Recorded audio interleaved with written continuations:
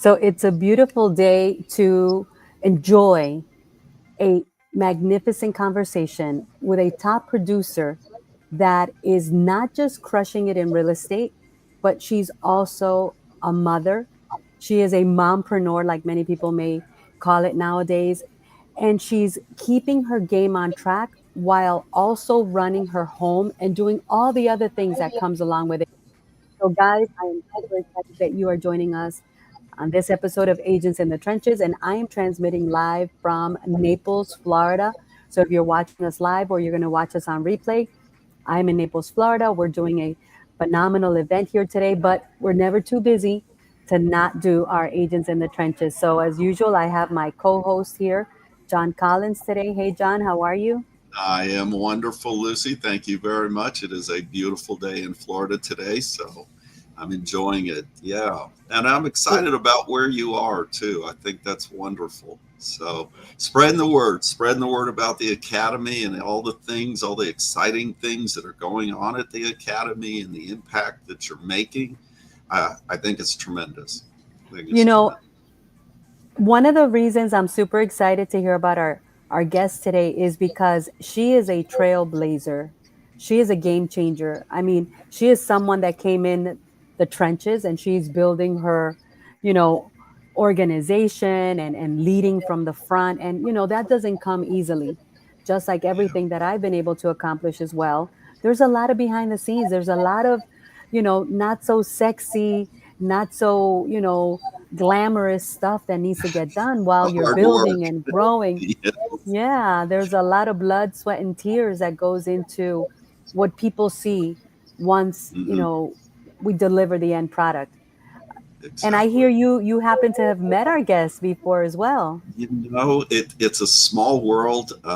Previously, and still, I'm still licensed, but previously I was mortgage in Idaho, and Desi and I have talked several times on the phone, and yeah, so it was like I didn't put two and two together until we jumped on just now, and it was like holy, I know this person, so I'm very Wow. excited now. I'm doubly excited.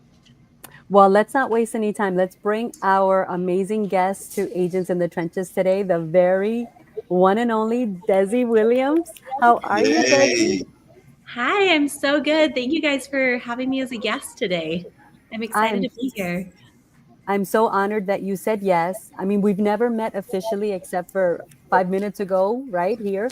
But I saw you on stage and I saw you speaking from the heart and I saw you delivering such a powerful, not just content, but the context that you put it in. And it resonated with me as a woman, as a mother, as someone that had a big vision. So go ahead and tell our audience at Agents in the Trenches, both here locally in Florida, nationally and internationally, who is Desi Williams? And as much as you can about yourself so everyone understands why I'm saying these things. So, I am born and raised Colorado girl through and through. And we moved to California back in 2009. And we had, actually, it was 2010. Um, I had a 1 year old. I was pregnant with our second child. And in 2013, our third child was born. That was a really interesting year for our family. My husband worked for a company business, and his mom got sick with cancer. And ultimately, she passed away, and his dad had a really hard time running the company. And so, through that experience, his job got really shaky because the company was kind of about to go under, just because it's really hard to keep things going when everything's falling apart at home. And so that year for Christmas, he got me real estate books and said, "Hey, honey, I thought you could get your real estate license as a fun hobby." In his head, he was thinking it'll help keep us afloat if this company goes under. And I was thinking, oh, yeah, fun hobby.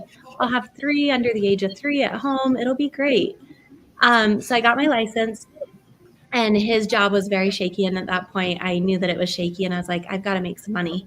I used all of our savings to pay for real estate school, the training that my brokerage provided, and signage and all of those things. And so I was like, I've got to get to work. So I tried to find the cheapest leads that I could, and I would door knock. I would do for sale by owners and expireds. And I would literally pull my babies in a wagon and I would go door knock 750 homes. I had a little geo farm. And that's how I got my start in real estate. Wow. So tell me a little bit about what would go through your mind, right? Brand new agent, um, getting into the industry, and obviously knowing that you needed to build the foundation of your knowledge.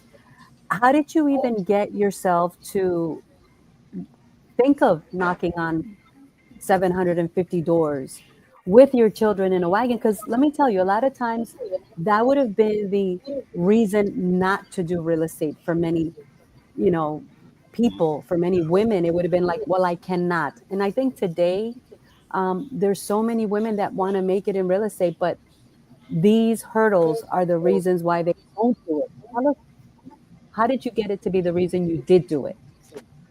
Well, so like I said, I was about 5,000 in the hole for this real estate investment. And I think I was like a lot of agents where you think, oh, I watched a couple HGTV videos and like it's so easy. You just go show people 3 houses, they pick one and you get a giant paycheck. It's going to be so great. And then reality sunk in when I got to the broker's office and I was like, okay, so who's my first client? And they're like, oh no, you've got to get your clients. And I was like, oh, well, how do you get your clients? And so I sat down with my broker and he was like, I was like, I need free. I can't pay for leads. And he's like, okay, you can call for sell by owners or expireds. Here's a script. He gave me a script from like the 1930s that was like totally out of date. It was terrible. And so I kind of rewrote it, made it my own. I would call the for sell by owners during nap time. And so my kids would nap every day from 1 to 3. And so that's when I call for sell by owners and expireds. And I try to set up an appointment for the weekend when my husband would be home to watch the kids or after 6 o'clock when he got home.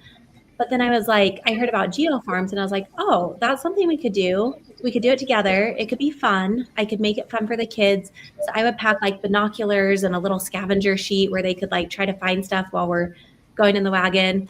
But I just was like, I'm not going to let my family lose my house. We're not going to be homeless. Like I've got to replenish our savings account and I've got to start building up some business and a pipeline because if my husband's company goes under, we've got to be able to survive. I refuse to be a failure. And so, some days are easier than others. Like the kids didn't always want to go with me door knocking. So sometimes I would go late evenings when my husband was home.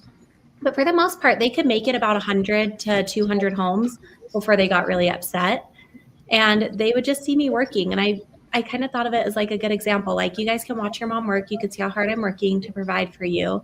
And hopefully it'll instill some kind of work ethic. Were your kids your secret weapon? Because I cannot imagine anybody when you show up with the beautiful kids and not be willing to listen to you. So it kind of went both ways, right? If I look back, I'm like, if I had some girl door knocking on my door asking me to like tell me about real estate with 3 babies in a wagon, I'd be like, what the heck? That's kind of unprofessional. But then on the flip side, I'd be like, dang, that girl's got grit. If she's willing to pull her babies in a wagon, like she is definitely going to do everything in her power to sell my house. And that's actually how I met my third client. So his name was Bob. And when we were door knocking, he answered the door. He came out and he said, I'm grumpy old Bob. What do you want? I said, hey, Bob, I'm grumpy little Desi, and I wanted to come say hi to you. I'm just trying to meet my neighbors, and I'm a real estate agent in the area, and I'm just kind of trying to meet some people and really get my name out there. I'm just getting started. And so Bob was one where we started visiting him every week, and he turned into a great friend and almost like a second grandparent for my kids. We loved our time with him. And he was my third listing, and he was a $950,000 listing. And so it was actually kind of a sad story. He ended up passing away. We went one day and he said, hey, Desi, I've got to tell you something. And I said, okay, Bob, what is it? He goes, I'm actually sick. I said, okay, well, do you need me to go get you something? Like, what do you need? He said, no, it's cancer and I don't have much time left. And he really didn't. Within about a week, he was gone. And it was really sad because my kids and I grew so attached to him. But his daughter was a real estate agent in the area. And so, I was just doing it for the relationship, not for anything else. But in his will, he changed it the week before he passed away. And he put in there that I was to sell his home. And he also gave me his dog Hooligan. So Oh, What a moving wow. story. That is Wow. wonderful. How touching. Yeah. I I just got love that. goosebumps. Yeah. Desi, I want you to break it down a little bit further because there's so many women with children that go through the difficulty in their heart of, do I spend the quantity of time or do I focus on the quality of time? You know, I don't want to be away from my children. I don't want to miss the things that I'm going to have to miss, but they're in this tug of war between, like you said, you wanted to get your family afloat financially. You wanted to make sure that you guys, you know, were not going to struggle forever. You were a wife that was there, you know, running side by side with your husband, but you also were a mom. mhm. How did you overcome those moments of uncertainty, difficulty, all the emotions that Mhm. go on with this? So I'm going to share it, and I'm going to share it with a story. So fast forward about a year after I got my license, my husband's mom passed away, and we decided the company did end up not working out. And so we could either stay in California, my husband could come into real estate and join me. And at this time, I was consistently closing about 12 to 20 transactions per year. And I was making decent money, but not really California money. And so I said, you know what, honey, let's pack up. I don't want to raise my babies here. I want to be closer to family because we didn't have any friends or family in that area. So we looked for jobs all over, and God said, you know what? You're going to go to Burley, Idaho. And I was like, my husband was like, Burley, Idaho? Like, this is the only job offer I've gotten, but I'll just tell him, no, we're not moving to Burley. I said, oh no. It's like when you're in that ship and you're asking for God to send help, and he sends 3 boats, and you keep asking him, no, God's going to save me. God's going to save me. And then God comes after you drown and says, hey, I sent 3 people to help you. And you said, no. I said, God's sending us this opportunity in Burley, and we're going to take it. And we did. And I'm so glad because when we moved here, I took a year off real estate and my husband started his other job. And I'm a good mom. I'm a good wife. Like I would do all the cooking, all the cleaning, all the laundry, the outside work, the inside work. Like I don't think my husband ever changed a diaper. Like I was so hands-on with all the kids. And I'm not saying that's the right way or the wrong way, but I felt like if he was the primary breadwinner, my job was to make sure that his life was as easy as possible. And my dad always told me if you treat your husband like a king, he'll treat you like a queen in return. And he did. And so I really embraced that feminine energy and I took care of the house and everything. Well, fast forward, I got my license here in Idaho in 2018.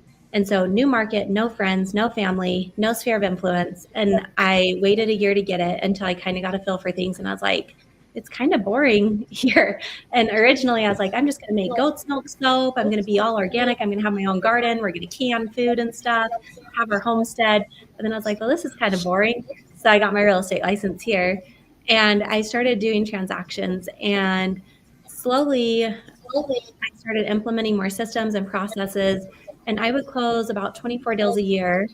And then one year I implemented a CRM. I went from 24 to 89 deals that year, working out of my house, no transaction coordinator, no admin, no help. It was just me. And at that point, I had 5 kids and I was just grinding so hard. And it was so great. I was seeing all the success. We were making more money than we've ever made in a year. I made probably 3 times more than what my husband made. However, that's when I realized sometimes it's okay to ask for help. It's okay to know when you can do it, and it's okay to know when you need to ask for help. And so I remember I'd leave before the kids would get up. I'd get home, feed them dinner really quick, and then go to my evening showings. And I'd get home after they went to bed. And after not putting my babies to bed and just realizing how fragile time was and how quickly it went by, I started feeling all this resentment towards my husband because I was still doing everything at home and everything with the kids. And it was just too much. So I got home one evening and the kids were already in bed. He was cleaning up the kitchen and I just had a breakdown. I just started crying and I said, I can't keep doing this. And he goes, what's wrong? Like, this is the first I've heard of this. Like, you're crushing it. Mhm. And I said, yeah, I'm crushing it and I feel terrible. I'm crushing it over here in work and career, but over here with my kids and my family, I'm like a 1 out of 10, maybe even less. And it doesn't feel right. It's out of alignment. And I can't keep going like this. I don't enjoy this. And so it's at that point that we kind of realized we needed to get some people in place to help me so that I could have more of that balance. And so when I think about how I got to the point where I'm at now, it's you can either leverage time for money or to make more money, or you can leverage money for time. And so I chose to buy back my time. So I have a great transaction coordinator, and she handles all my transactions. And then I started building a team because, like most agents, you get so busy and then you're like, oh, I'll build a team. It'll be easy. Not the case, but we've been working really hard over the past few years to build it. And I think my biggest advice to someone who's struggling with the time versus money is when you're out of alignment and you're trying to force things to come to you and you're trying to just like push through and pull up your bootstraps and get to work, put your head down and work, work, work, work, work. Things don't come to you as organically. And what I found is as I've started letting go and allowing other people to help me, I've found that when I'm more in alignment, it's so much better because I have things just organically coming to me and it feels good. It feels in alignment. Like just last night, I didn't have to go to any showings. Like I spent the evening, we went for a walk as a family. I drove my kids to all their sports and piano lessons and music lessons. And then I got to lay down and read books with my kids for an hour and a half until they had to go to bed. And I just, people say it goes fast and to cherish every minute with your kids. And it really does. And my husband was like, it's quality time versus quantity of time. And I'm like, yes. However, in the quantity of time is where those little moments happen. So I refuse to let somebody else drive my kids to school or pick them up in the evenings because in the car, they're all trapped. And that's where we have the deepest conversations. And I'm not willing, yes, quality of time is so important, but I also want the quantity. And so I'm trying to spend as much time as possible with them while they're still little. That's awesome. Can you tell us a little bit about how do you get in alignment? Because I know that it's it's one thing to hear, you got to get in alignment. And now more and more we're hearing about don't get into so much of the hustle, get in alignment. What does that mean to you and how do you do it? That's a great question. So a powerful tool for me, I used to not really be into the woo-woo stuff, but I kind of am now. So I participate in breath work weekly. It's a 1-hour session and I have a coach and she guides me through it. And through that breath work, it just gives me an opportunity to pause my mind and to bring clarity around what I do need to do and the things that I can let go, the things that are going to be the most important to move my business forward and the things that are going to be most important to move my family forward. And so through that clarity, I've been able to, like, in one session, I was like prompted, like, oh, I need to do a time audit. And so I started auditing my time. And then I added a dollar amount. I took everything that somebody else could do that was less than $50 an hour, and I circled it in red. And then I just had to find the who. And so that sounds like the easy part, but finding the who is hard. You go through a lot of who before you find the who. You do. Can you relate, Lucy? Oh my goodness. Can I relate? Yes. That's why I wanted you to break it down because it's one thing, and agents in the trenches, for everyone that's watching us now or going to watch on replay, we want to break down the real raw realities of what it's really behind the not so glamorous curtain, right? Because social media is filled with the fantasies. Everybody's a Kardashian, everybody's making a gazillion dollars. Everything is so easy. They go from, showing a house to closing it in, 30 seconds. So, yes, I can definitely relate. You set out to find the help, and then you're like going through all these people, and it's like, okay, what happened? Where is this person? I know they exist. Yeah. How does this breath work break that? Because I've never I heard of it at the event, right? I Mhm. didn't participate in it, but give us a little bit of the rundown. What does it help you, or how do you do it? Yeah, so it sounds like a weird thing, right? Because my husband, so the first time I heard about it was actually at an event. And so my husband's like, you have to come. And my husband is not a woo woo guy. He's an accountant. So he's very dry, very like black and white, and like no fluff. Right. And he's like, you've got to come do this. It'll be so good for you. And I was like, okay, sounds weird, but whatever. And that was like about a month after we had that hard conversation where I was like, I need help. I can't do it. I'm broken. Like this is really hard. And so I went, and the breathwork facilitator, his name's Louis Hamner. He's my favorite one that I've ever been to, and I go to him as often as I can. But he was like, "Oh yeah, you're gonna breathe. You're gonna get tired. You're gonna feel like you can't do it. Your mouth's gonna get dry. Your hands are gonna get clenched up, and you're gonna have cramps all over your body." I was like, "What the heck?" I'm like, "This sounds terrible. Let's leave." He said it would feel like a panic attack. I was like, "I've had panic attacks. Like, why would I pay money to go have a panic attack?" But my husband's like, you need to stay. And so he forced me to stay in that room. And that was the first time that I had felt peace in probably 3 years. And it was brief, right? It's only an hour long. But for that hour, no distractions and just breathing and being with myself, it was so crazy. And then what you do is you breathe in a specific pattern. And so you'll do like the one that I go to now, it's like a and you do that repetitively. So it's kind of almost like hyperventilating, but then you get into this state where it's like a flow state. And all of a sudden, all these ideas just start coming to your mind.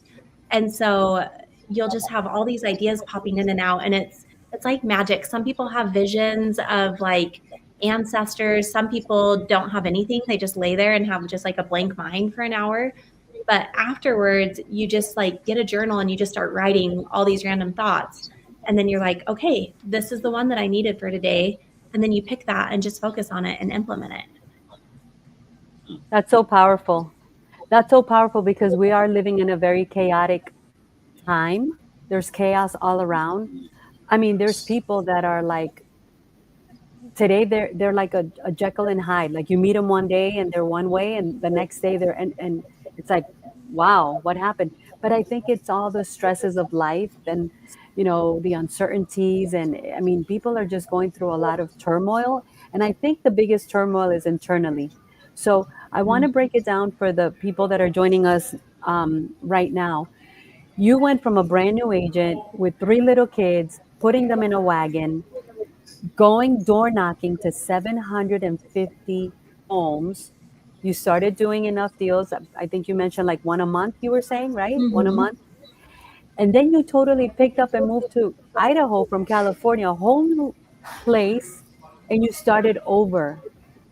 And you were doing about two transactions a month. And then you went to how many? Like 80 something a year? 89. Yeah. That first jump, I went from about 20. Well, it ended up being about 48 to 89.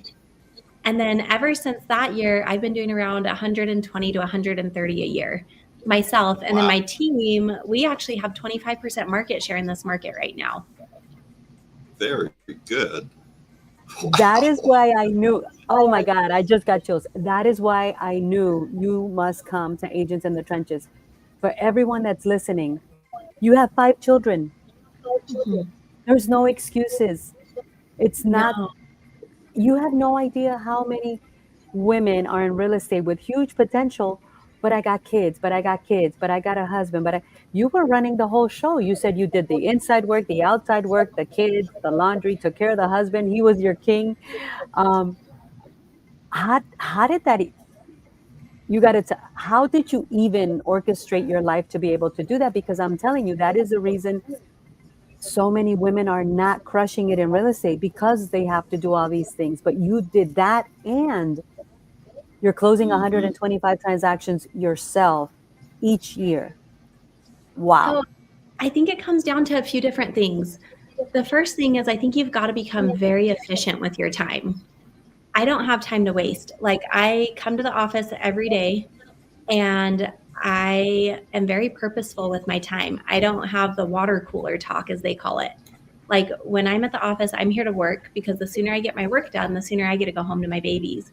And I think another thing, I think a lot of agents don't want to put in the grind. I'm not saying it's going to be easy and you're going to be in the flow state like the first day that you start real estate.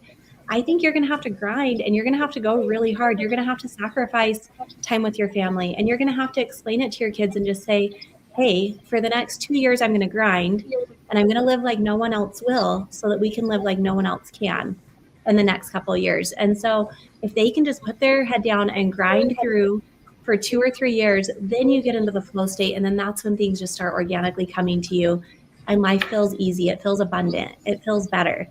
But you do have to put in the work. So there's two specific areas that I've heard you talk about. And in the beginning, the first area you found was your why. You found your why, and that was your motivation to do what you did. And then the second thing that I've heard you say is that when that why turned into success, you were willing to trade money for time so that you had more time. And that's a hard decision. I think a lot of people can't make that decision of, hey, I need to get balance and here's how I'm going to get balance. So those are two turning points that I hear you say in your story that are so powerful, and there's so much lesson in both of them. So thank you. Yeah, of course. And I think one other thing I want to add to it, I think in order to get to doing this many transactions, you just have to increase your capacity. And so at first you're going to feel stressed once you have 2 transactions at one time. And then 1 month you're going to get to 4 transactions at one time and you're going to be like, oh, how am I going to do this? And then it'll go back down and you'll do 2, 2, 2, then you'll jump to 7, and then you'll average 4 a month, and then you'll jump to 10. So I didn't go from like hardly any to a ton all at once. But what I noticed is the stress is kind of the same. Like whether you have 4 pending or right now have 28 pending, it's the same stress. But you have to have the systems in place so that you're not dropping any balls. Because as soon as you start producing at a high level, if your customer service goes down, you're done. Like you won't get referrals, you won't get repeats. How did you learn that system, or how did you come to develop that system so that it worked to your benefit? So I started with a piece of paper and I had a buyer start to finish checklist and a seller start to finish checklist. And I had a really good, so I had my first broker in California. I switched to a different broker. It was just her and me.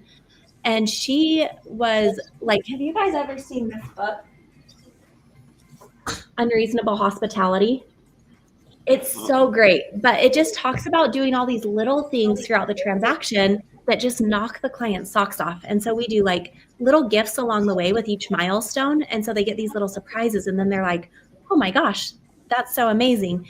And then they're not just like telling people about you if they're asked. They're like running across the restaurant to be like, oh, I heard you mention real estate. I was eavesdropping. You've got to use Desi. She's the best. And so I just had these checklists on paper, and then we transferred them to an electronic version. And now we just have these task lists that pop up based on dates throughout the transaction. And it just reminds me to go do what I need to do. So every day I have a list of my tasks and I just get them done every day. And then the other thing agents need to do is a CRM, because you think you might remember like, oh, soccer dad from Addie's game that you saved in your phone like that. You're not going to remember who he is. But in the CRM, if you have notes in there, then you can go back and be like, hey, John, how are you? I remember like at Addie's soccer game, you'd mentioned that you and your wife had just gone through a divorce. I was just thinking about you today. I hope you're doing well. And you can have authentic conversations.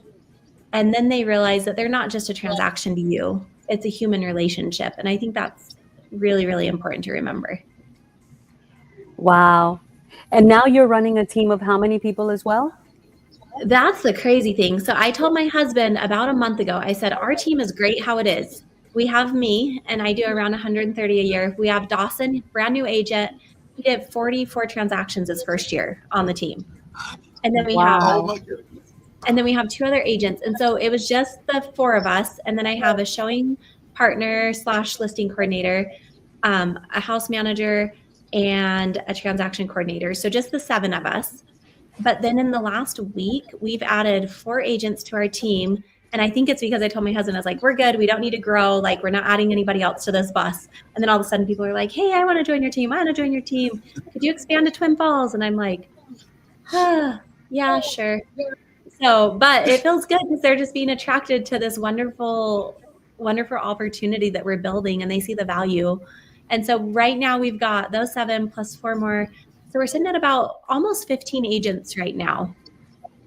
We've like quadrupled in the last couple of weeks. And so it's been a little crazy onboarding everyone.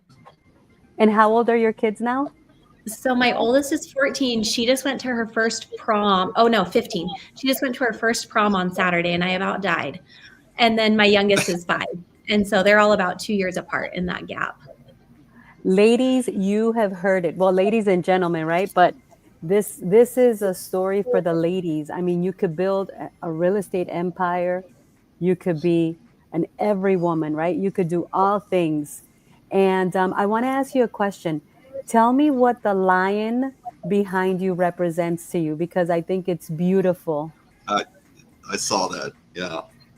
So this is such a crazy story. I had a breathwork session, and I had this vision of lions and a lioness, and I was really struggling with I'm like, I'm a badass CEO, and I go hard, and I'm tough and rough, and like, I have no emotion, I have no feelings, like, I'm just hard. But inside, I'm actually not. I'm really kind. I'm a nurturer. I'm a lover. And so I was having this internal battle going on. And so when I saw the lion, I realized that you can be both. When I have to grind and when I have to be tough, I can. And when I get home and I can let my guard down and my husband turns into my protector, then I can just be in that feminine energy and just nurture my kids and just love everyone around me. And so when I went to TJ Maxx and I saw this golden lion, and I was like, oh, at first I was like, what a weird thing. Who would buy that? And then I was like, oh, I kind of want it. So I sent a picture to my husband. I was like, it's my spirit animal. Can I get it? And he's like, oh my gosh. Yeah, go ahead. So it kind of just represents to me, like, I'm a lioness. My husband is the lion, and I don't have to fear anything because I know who's behind me. I like that.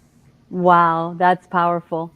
I admire everything that you shared with us, Desi. I don't want this to be the first and last time that you come. I'm even sitting here thinking, I'm like, when I do an event here next time, she has to come and speak in Florida. Do you ever come to Florida? I would love it. I've been there twice, and I love it. It's beautiful. You know, when I was in Utah, and everyone says that I came back from Utah totally changed, right? That'll be another story for another day, but I did. I wanted to go be the dumbest person in the room, and I wanted to come back with a new mindset because I was like sick and tired of being sick and tired of the level that I'm at. And I've done a lot of things, but there's always that more. And I was saying, man, if all these people went to Utah to freeze their butts off, they will come to Florida to enjoy the sun, right? Yes. Yes. I I've want to only thank been here three weeks, but I'm thinking about staying, Desi. I don't know. So Desi, is there anything else you want to share with our audience? I think your message is so powerful. I mean, 5 children, door knocking, 3 kids in a wagon, starting from scratch, having to learn a script from the early 1990s or something or whatever, right? Having to go door knocking to 750 doors, talking to for sale by owners and expires, which everybody says they don't like. And here you are, you did it. And now you are closing over 120 transactions a year. You've got 15 people on your team. Your kids are growing. What else can you close out with today? Because I think everything you've said is so powerful. I just want people to know that, like, I know your mom always says you can do anything you put your mind to.